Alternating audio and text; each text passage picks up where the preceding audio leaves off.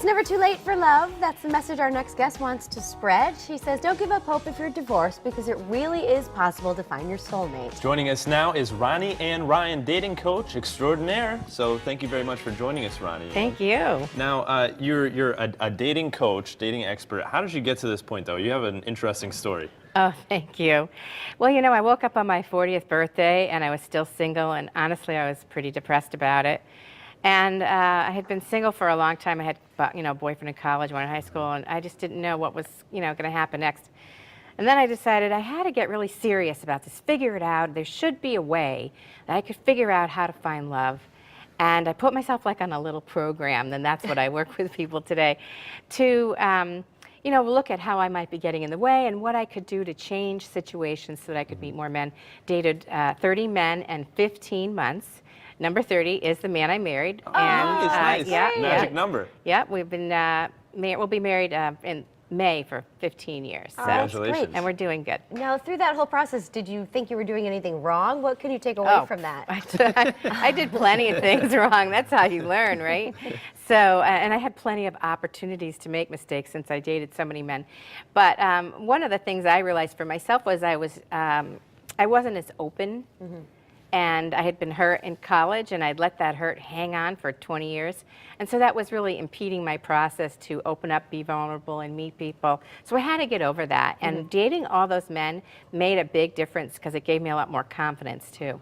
So having a lot more confidence, people that are single might not have as much because they're not on the 30 dates in 15 months program, I guess you could say. But what advice do you give to single people? Because a lot of them sort of have an excuse, like it's easier that way, it's less drama. What do you have to say to them? You know, it's really true. It's definitely easier to be single because then you don't have to negotiate what's for dinner or where you're going on vacation. Mm-hmm. And it's also status quo, like you don't have to change anything or do anything different. And, sometimes people don't believe that they're going to find love, so they don't really want to get past their comfort zone and stretch and do anything differently. So it really starts with believing that whatever you're doing, your efforts are going to pay off. Yeah, but it's worth it, though. Well, right? For me, it's totally worth it. And I have a matchmaker friend who always says, no one goes through this, looks back and goes, what a waste of time it was looking for love. That's no, true. People don't do that. So let's talk about couples that have gotten divorced. There's still hope. I mean, you shouldn't give up after you get divorced. What advice do you have for men and women? Actually, people who have been who've married once and been divorced are more likely to fall in love again.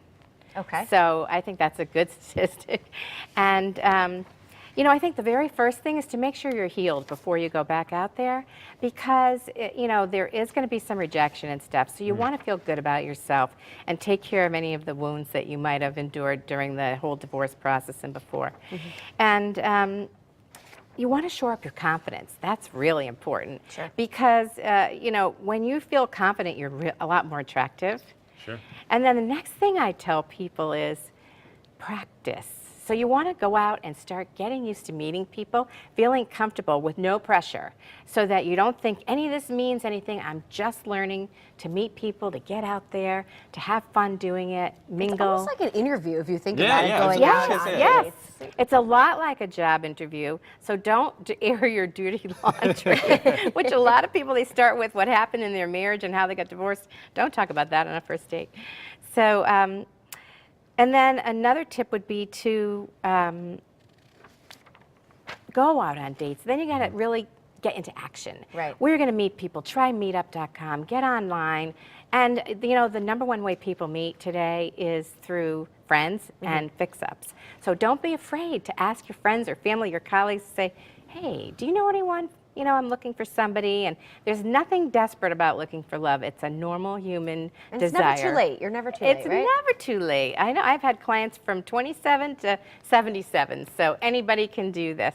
Very good. Well, Ryan, thank you so much for being here. Where can we find some more information about you?